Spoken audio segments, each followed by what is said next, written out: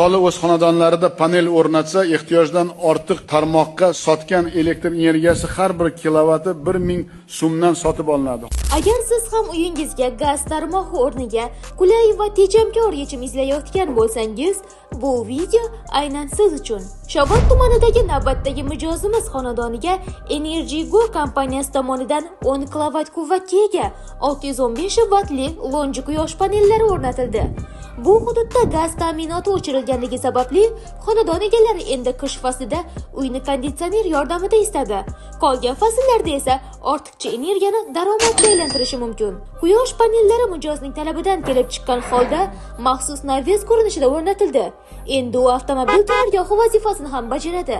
Yozda mashinani jaziramadan, qishda esa qor va yomg'irdan himoya qiladi. Panellar orasiga yomg'ir, qor va issiq o'tmasligi uchun maxsus rezina himoya lenta o'rnatildi. Sizga ham shunday qulay va foydali tizim kerakmi? Unda darhol quyidagi raqamlarga murojaat qiling. Videoni esa yaqinlaringizga ulashishni ham unutmang.